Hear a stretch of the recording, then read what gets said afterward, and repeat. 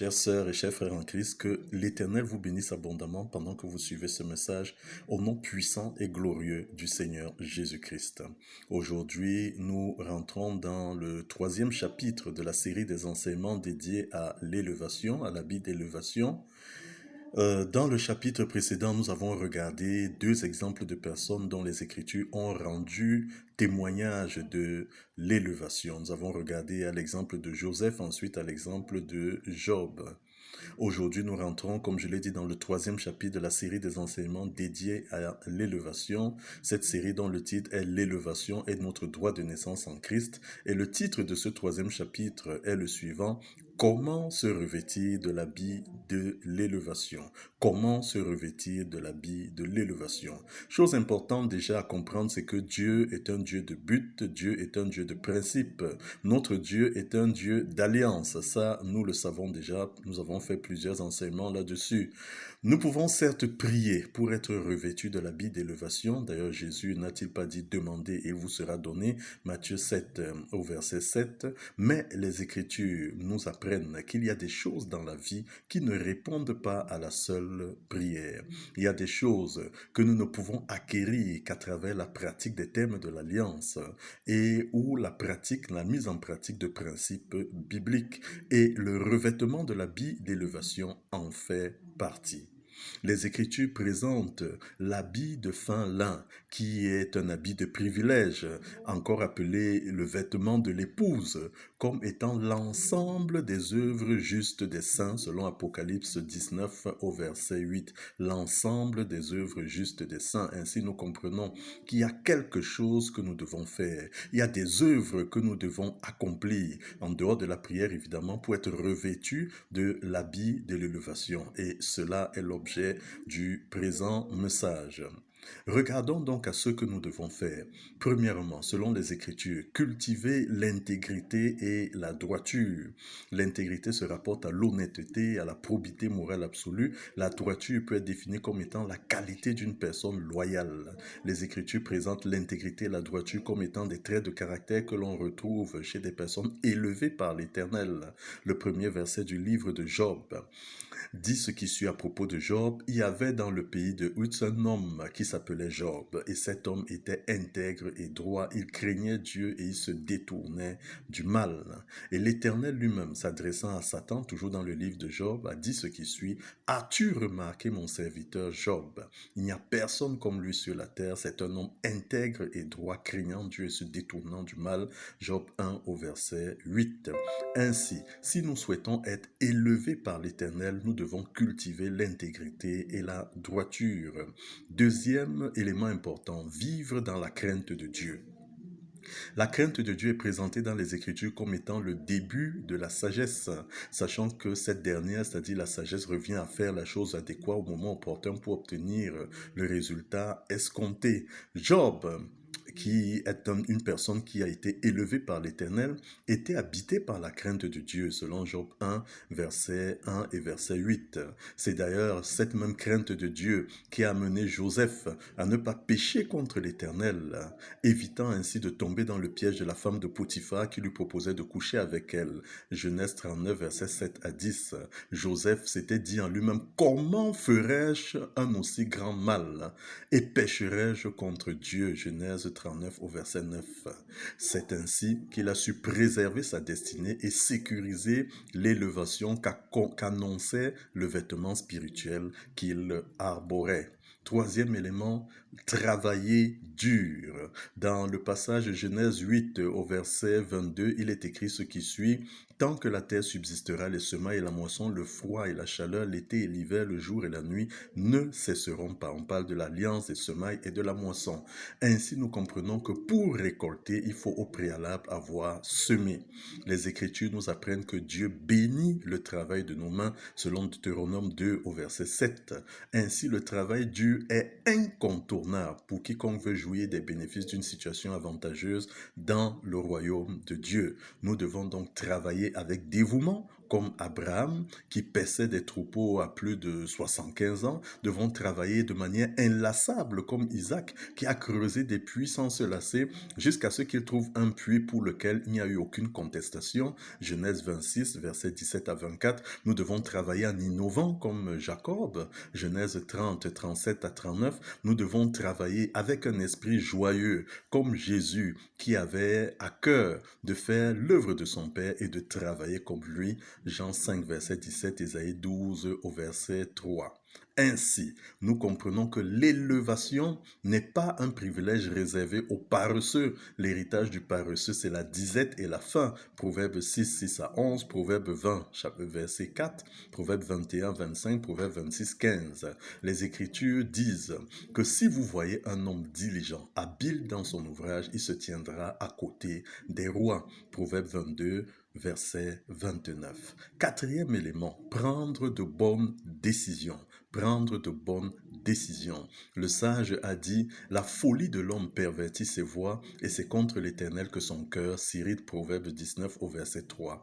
Les Écritures nous apprennent que la situation dans laquelle nous nous trouvons aujourd'hui n'est que la résultante des décisions que nous avons eu à prendre. D'où l'importance de cela, prendre de bonnes décisions. Les décisions que nous prenons doivent avoir comme socle, évidemment, la parole de Dieu, avoir comme socle, et l'amour et le souci des autres doivent être les motivations principales de ces décisions. Les bonnes décisions dans notre vie concourent à notre élévation. Cinquième élément, construire la paix autour de nous. Les Écritures nous invitent à nous investir pour construire la paix et entretenir la paix autour de nous.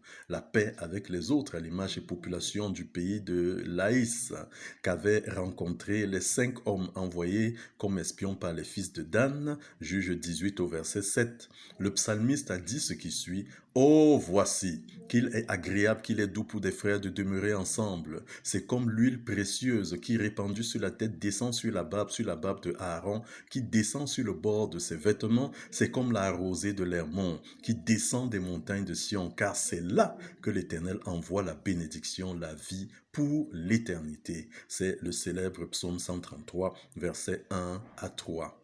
Sixième élément, apprendre à donner.